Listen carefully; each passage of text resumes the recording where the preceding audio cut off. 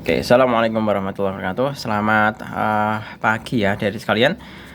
Masuk kita ke bab sistem ekskresi manusia ya. Pak Jul akan terangkan sedikit sekilas bahwa yang pertama di sini kita akan mempelajari mengenai organ-organ penyusun sistem ekskresi. Yang pertama adalah kulit.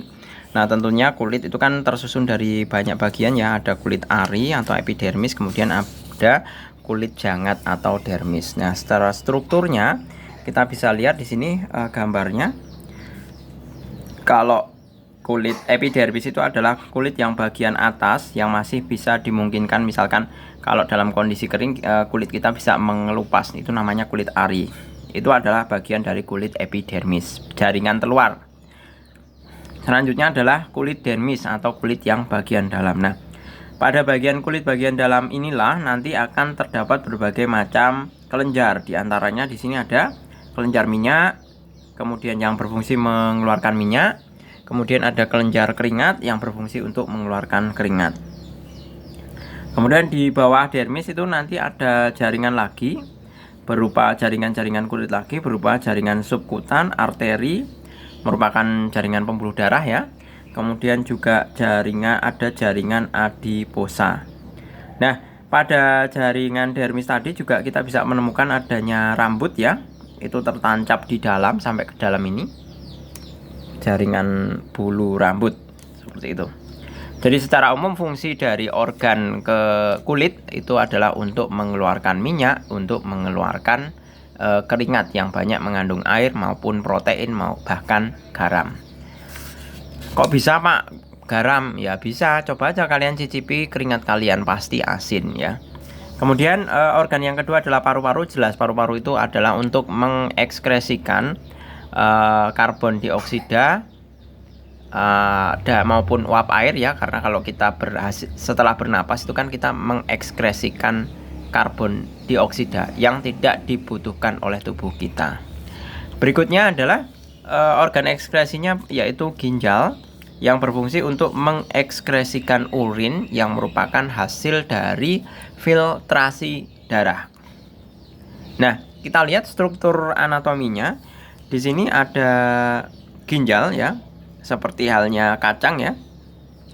Ginjal itu ada sepasang yaitu kiri dan kanan. Yang perlu kalian catat adalah manusia itu dapat hidup hanya dengan satu ginjal saja.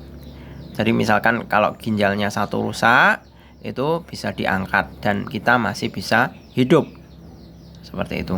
Jadi satu-satunya organ dalam di mana manusia bisa hidup hanya dengan satu buah saja dibandingkan pasangannya. Kemudian saluran dari ginjal ini disinilah nanti ada filtrasi atau penyaringan darah.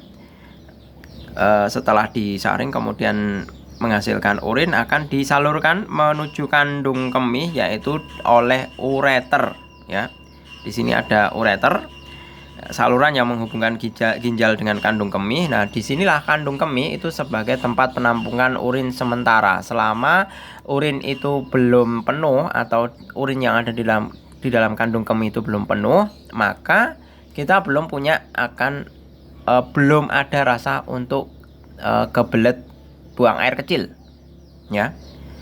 Nah, namun manakala kandung kemih ini sudah terasa penuh, maka sel-sel saraf yang ada di kandung kemih ini kemudian akan mengirimkan sensor ke otak bahwa ini kandung kemihnya udah penuh dengan urin, ayo ke belakang, ayo buang air kecil. Nah, itulah cara kerja saat kita ingin buang air kecil. Yang saat membuang air kecilnya itu tadi kita memakai apa? Memakai saluran yang dinamakan uretra. Seperti itu.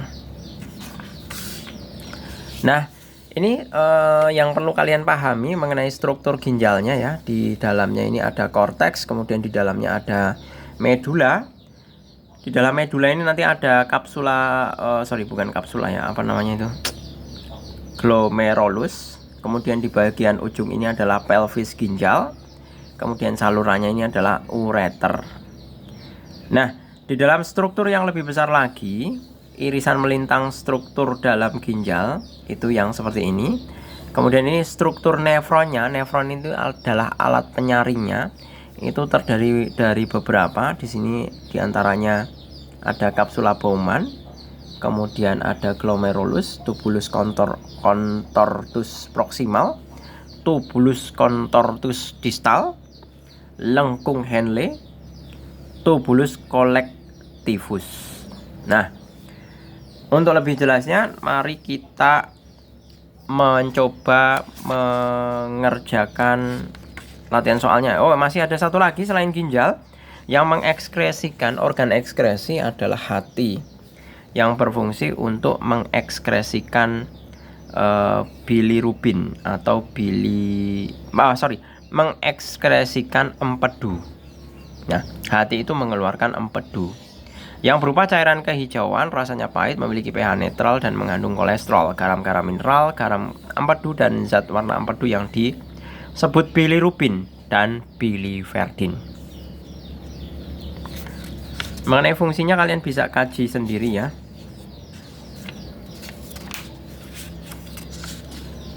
Kita mulai soal yang pertama. Pada suhu lingkungan semakin tinggi, warna kulit manusia menjadi lebih merah. Hal ini disebabkan oleh tentu karena pelebaran pembuluh darah. Kenapa pembuluh darahnya lebar? Alasannya adalah jika suhu panas ya. Suhu panas. Otomatis pembuluh darah melebarkan. Pembuluh darah menjadi lebar. Sedemikian ya, kalau pembuluh darahnya lebar, makanya darah mengalir. Darah banyak mengalir. Darah banyak mengalir. Oleh karena itu, permukaan kulit menjadi merah.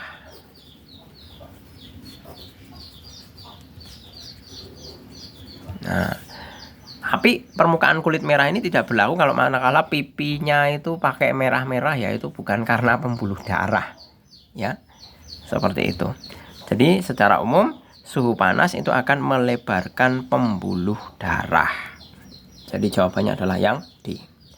Nomor 2, berdasarkan gambar tersebut syaraf ditunjukkan oleh nomor. Jelas, syaraf, sel-sel syaraf serabutnya ya. Sebentar, ini maksudnya apa ini? Ini satu adalah epidermis, 2 itu adalah dermis ya. 3 itu adalah jaringan diaposa seperti tadi. 4 jaringan rambut. Kemudian 5 ini jaringan keringat ya. Saluran keringat. Nah, tentunya sel saraf yang berupa serabut ini. Jadi jawabannya adalah yang 6. Seperti itu. Nomor 3. Proses pembentukan urin secara berurutan berlangsung pada umur. Nah, pada nomor maksud saya, kok pada umur. Urutannya pembentukan urin ini silahkan saudara-saudara ingat ya. Pembentukan urin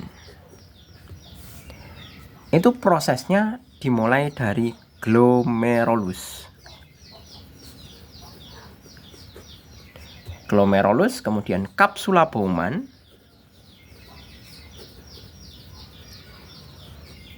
kemudian tubulus contortus proximal, kemudian lengkung Henle, kemudian tubulus contortus,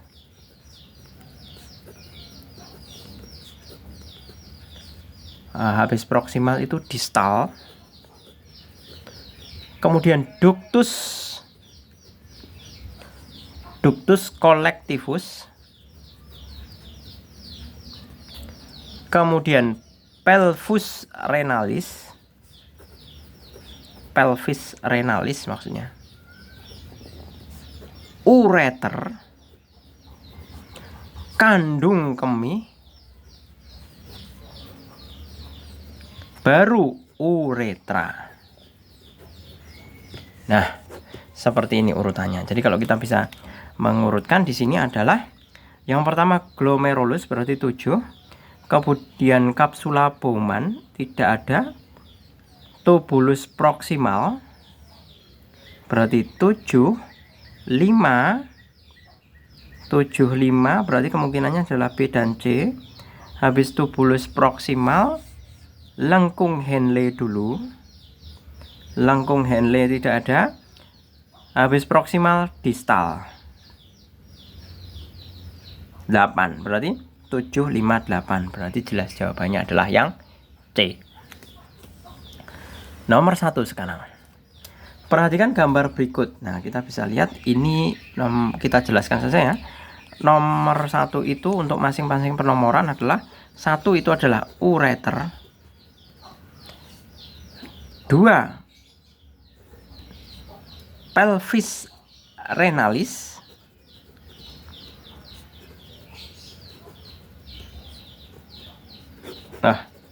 renalis, 3 ini bisa dikatakan korteks ya, korteks, 4 medula. Nah, ternyata kita diminta untuk menjelaskan fungsinya masing-masing. Fungsinya ureter itu mengalirkan urin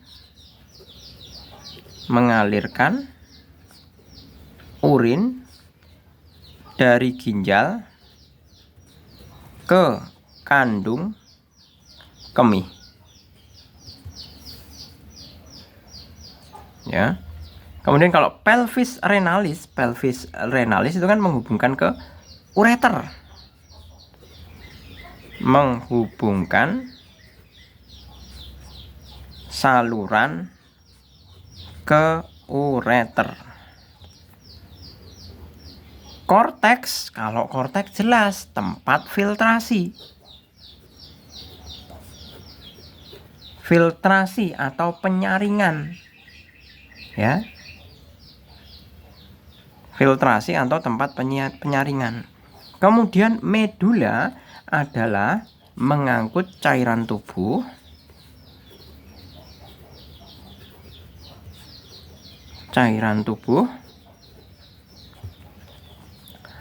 masuk ke dalam ginjal.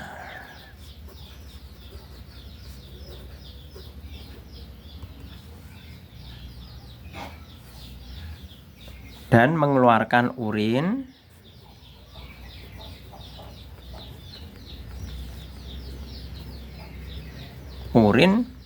ke luar ginjal. Seperti itu. Oke, kemudian pertanyaan yang terakhir ya.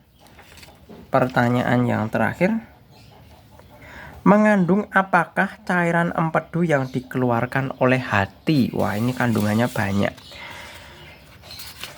Cairan empedu yang dikeluarkan oleh hati itu mengandung kolesterol, garam-garam mineral, garam empedu, dan zat warna empedu yang disebut bilirubin atau biliverdin. Seperti itu ya. Jadi dimulai dari ini ya. Mengandung kolesterol, garam-garam mineral, garam empedu, dan zat warna empedu. Seperti itu. Oke, gitu ya. Saya rasa cukup untuk pembahasan mengenai organ-organ sistem ekskresi pada manusia. Semoga bermanfaat. Terima kasih. Selamat pagi. Assalamualaikum warahmatullahi wabarakatuh.